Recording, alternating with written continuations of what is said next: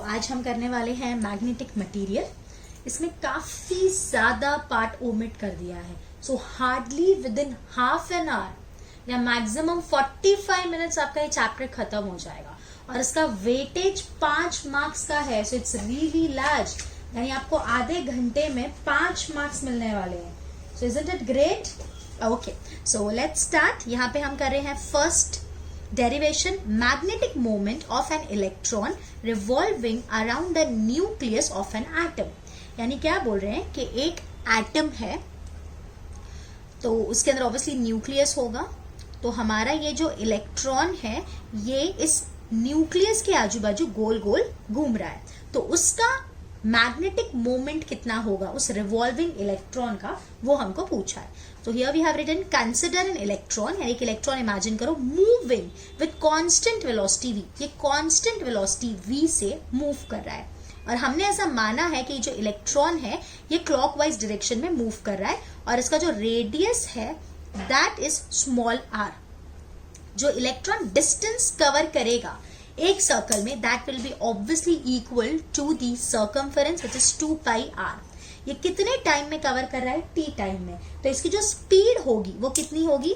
So speed is equals to distance upon time. So speed is equals to 2 pi r by t।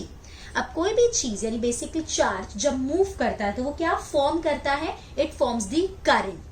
तो यहाँ पे इस moving charge की वजह से करंट फॉर्म हो रही है। तो कितनी करंट बनेगी? सो नाउ द करंट को हम दो तरीके से निकाल सकते हैं। एक तो current is charge upon time, charge is electron, तो E बाई टी। अब टाइम का आप लोग को एक फॉर्मूला पता होगा 2 पाई बाय ओमेगा, राइट? तो यहाँ पे 2 पाई बाय ओमेगा आएगा, फिर ओमेगा की जगह V बाई आर, तो यही होगा EV बाई 2 पाई आर। या तो दूसरा मेथड है टाइम की जगह हम डायरेक्ट पुट कर दे 2 पाई आर बाई V, तो भी वही आएगा। तो यहाँ पे हमको करंट कितना मिल रहा है? Current is equals to EV by 2 pi R. Okay, अब ये हमको करंट मिल गया। अब मैग्नेटिक मोमेंट ऑफ इलेक्ट्रॉन निकाल रहे हैं, तो magnetic moment is equals to current into area, I into A. So this will be EV by 2 pi r into area. Area of the circle is pi r square. तब यहाँ से एक पाई और pi cancel हो जाएगा, एक r और r cancel हो जाएगा, तो हमको मैग्नेटिक मोमेंट कितना मिलेगा? E V r by 2. This is the magnetic moment of the revolving electron. अब ऑर्बिटल एंगुलर मोमेंटम मतलब L होता है। L का एक्चुअल फॉर्मूला होता है mvr sin theta, but since theta is 90 degree, आप देख सकते हो V और R के बीच में जो एंगल है वो 90 डिग्री होगा, तो यहाँ पे अपन लिख सकते हैं sin थीटा is equals to 1 since theta is equals to 90 degree. तो L का फॉर्मूला क्या आ गया? mvr। अब कंफ्यूज हो रही है ये m क्या है, तो मैं इसलिए m ऑर्बिटल लिख देती हूँ। This is what? This is mass of the electron. Okay? तो अभी हम ऑर्बिटल एंगुलर मोमेंटम लिख चुके हैं, ऑर्बिटल मैग्नेटिक मोमेंट लिख चुके हैं। अब जरा देखना हम क्या कर रहे हैं। ये जो ऑर्बिटल मैग्नेटिक मोमेंट मिला है दैट इज EVR बाई 2, इसको हम मास से मल्टीप्लाई कर रहे हैं। अब ये जो MVR है ये तो हमारा L हो जाएगा, तो magnetic moment of orbital is LE by 2m।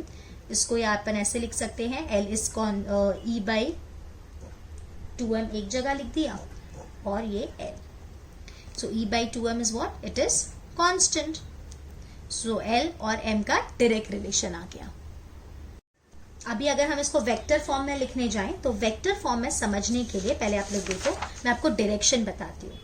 Electron कैसे मूव कर रहा है? क्लॉकवाइज मूव कर रहा है। और करंट कैसे मूव कर रहा है? एंटी क्लॉकवाइज मूव कर रहा है। तो जो L है उसका डायरेक्शन इलेक्ट्रॉन डिसाइड करता है, और जो ऑर्बिटल मैग्नेटिक मोमेंट है this is the orbital, this is decided by the current. तो करंट कैसे फ्लो हो रहा है? ऐसे एंटी क्लॉकवाइज। तो करंट के डायरेक्शन में फिंगर्स को रखो, तो थंब किस तरफ पॉइंट कर रहा है? अपवर्ड्स। सो मैग्नेटिक मोमेंट का डायरेक्शन अपवर्ड्स है। और इलेक्ट्रॉन कैसे मूव कर रहा है? क्लॉकवाइज। तो इलेक्ट्रॉन के डायरेक्शन में फिंगर्स को रखो, तो इलेक्ट्रॉन के डायरेक्शन में फिंगर्स को रखा तो थंब किधर जा रहा है? अंदर की तरफ जा रहा है, means angular momentum is inside. So magnetic moment is outside and angular momentum is inside. तो दोनों का डायरेक्शन कैसा हो गया, ऑपोजिट। तो हम वेक्टर फॉर्म में अगर इसको लिखेंगे तो हम लिखेंगे m orbital is equals to -e/2m into l। हमने यहाँ पे माइनस क्यों डाला, यहाँ पे माइनस साइन बता रहा है कि l and m are opposite. So negative, ये आपको MCQ में मिल सकता है। So negative sign denotes that l and m orbital are opposite to each other। और अब देख सकते हो e/2m is what? It is a constant। तो ये जो कांस्टेंट है इसको एक नया नाम दे देते हैं, इसका एक नया नामकरण होता है यहाँ पे, और उसको हम क्या बोलते हैं, गायरोमैग्नेटिक रेशियो। तो ये आपको MCQ में मिल सकता है या आपको ये वन लाइन में भी मिल सकता है कि गायरोमैग्नेटिक रेशियो डिफाइन करिए, या तो फिर इसके आपको पूछा जाएगा गायरोमैग्नेटिक रेशियो क्या होता है और 4 ऑप्शंस दे दिए जाएंगे। तो ये जो e/2m है इसी को हम गायरोमैग्नेटिक रेशियो बोलते हैं। So the ratio of magnetic dipole moment with angular momentum of revolving electron. Obviously e/2m is gyromagnetic ratio, basically m/l, right? So gyromagnetic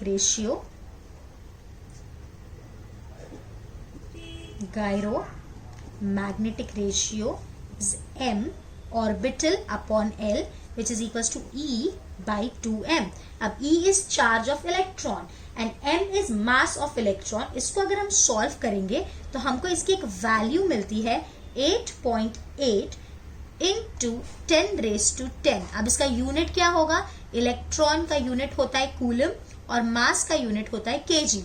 तो आ गया कूलम पर केजी। तो ये हमारे गायरोमैग्नेटिक रेशियो की वैल्यू है।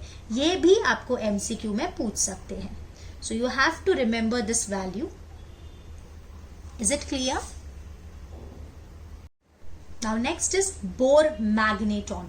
इसके ऊपर भी वन लाइन क्वेश्चन या MCQ आने के चांसेस बहुत ज्यादा है। जैसे इस बार मैंने आपको बताया ये चैप्टर बहुत ज्यादा छोटा कर दिया है, ऑलमोस्ट चीज मतलब मैं बोलूंगी 60 to 70% चीज आपकी निकाल दी है। तो जो 30% चैप्टर हमारे पास बचा है, 30 to 40%, उसमें से ही सारी चीजें पूछेंगे और 5 मार्क्स का वेटेज होल्ड कर रहा है। तो ये सारी चीजें आने ही वाली है, तो एकदम आपको थोड़ा याद करना है। 5 मार्क्स आपके कहीं नहीं गए। This is with option, without option it is 4 marks. ठीक है।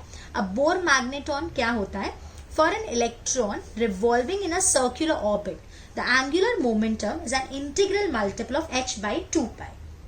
यानी हमारा जो एंगुलर मोमेंटम होता है वो होता है nh/2π। Now we know magnetic momentum of electron.